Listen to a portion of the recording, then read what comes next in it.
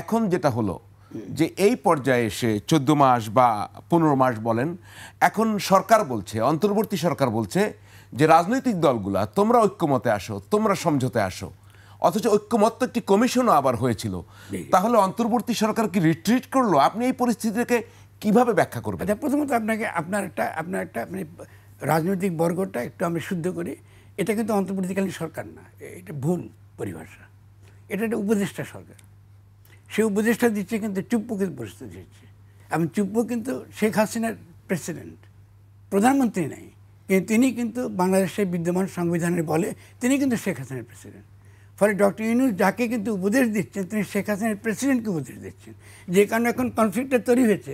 আপনি সনদটা যে আপনি স্বাক্ষর করবে, কে স্বাক্ষর করবে? ডক্টর ইউনূস স্বাক্ষর করবেন নাকি প্রেসিডেন্ট স্বাক্ষর করবে?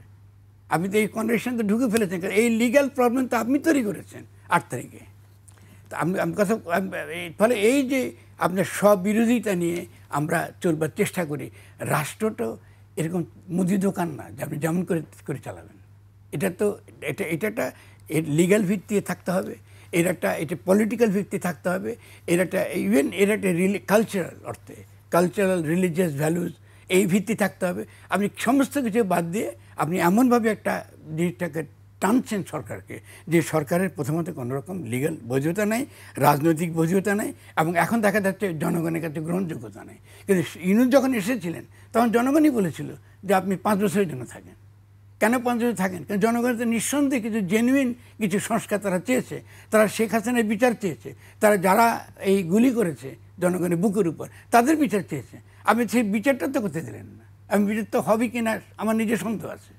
তা আমি এই জায়গায় এসে আপনি কোনো কিচ্ছু করতে পারলেন না, কোনো সংস্কার করতে পারলেন না। তো এতটা বছর 1.5 বছর করেছেনটা কি? আপনি কী করেছেন এগুলো? আপনি তো এটা তো চলবে না তো, এটা করতে করার জন্য এটা তো তাকে অবশ্যই তাকে জবাব দিতে হবে।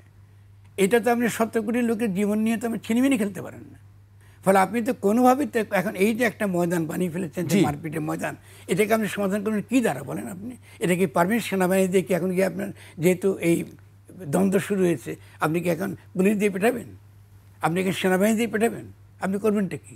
এখন বলতেছে রাজনৈতিক দলগুলো ঠিক করবে।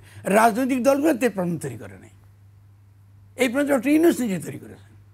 তো তাকে দোষারোপ করছেন কেন? আমি তো রাজনৈতিক দলের বিরুদ্ধে আমার সমালোচনা আছে, অবশ্যই আমি সমালোচনা করব, কিন্তু ইউনূস যেটা সমস্যাটা তৈরি করেছেন তাকে অবিলম্বে এটা সমাধান করতে হবে। কি করতে পারেন?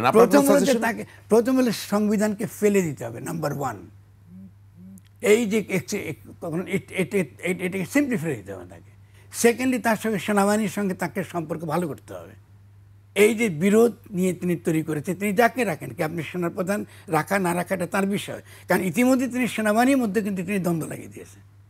বা সেনাবাহিনীকে তো আপনাকে নিশ্চয়ই তাকে আপনার কি আপনি একটা জায়গায় বৃহত্তর রাষ্ট্রের স্বার্থে তার সঙ্গে তো আপনি একটা কথা বলবেন, তো আপনি তাকে তো দিবেন, তো তোমার তো একটা বাংলাদেশকে রক্ষা করবার, বাংলাদেশের যে সমস্ত এই যে রাষ্ট্রটাকে রক্ষা করবার একটা দায়িত্ব আছে, সে দায়বদ্ধ জনগণের আছে।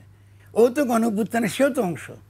এমন না যে সেনাবাহিনীটা আপনি সেনাবাহিনীর প্রতিষ্ঠান হিসেবে তাকে বাধা দিতে পারবেন না। ফলে সৈনিকরা তো জনগণের নাগরিকদের অংশ, সে ফলে আপনি নিঃসন্দেহে তাকে আপনি আস্থায় টানতে হবে। এবং তার সঙ্গে সঙ্গে আপনি একটা বছর গেলে আপনি পুলিশ রিফর্ম করেন নাই, আপনি পুলিশ সমস্ত কিছু করেন নাই। আপনি এই এক বছরকে আপনি নতুন পুলিশ নিয়োগ করতে পারতেন না, আপনি কেন করেন নাই? এটা কি যুক্তি বুঝে পারেন আমাকে? এটা তো কোনো যুক্তি নেই।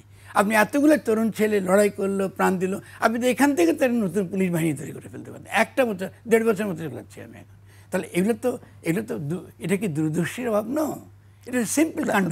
তাহলে উনি যদি সংবিধান এই 14 মাস পরে ফেলে দেন, তো ইউনূস সরকারের অবস্থানটা কোথায় গিয়ে দাঁড়াবে? উনি এতদিন সংবিধানের কথা বললেন, এখন যদি ফেলে দেন তাহলে তার পজিশনটা কি হবে? বলছি আমি, তিনি খুব পরিষ্কার বলতে পারেন যে আমরা মনে করেছি যে এটা সাংবিধানিকভাবে এই সমস্যার সমাধান করা যাবে, এবং যেহেতু আমরা এই উপদেশ পরামর্শ রাজনৈতিক দলগুলো প্রত্যেকে দিয়েছে, এখন রাজনৈতিক দলগুলো তাদের যে পরামর্শের ভিত্তিতে আমরা এই সাংবিধানিকভাবে এটা সমাধান করতে চেয়েছিলাম, এখন দেখা যাচ্ছে রাজনৈতিক দলগুলো সে সমাধান করতে আমাদেরকে দিচ্ছে না।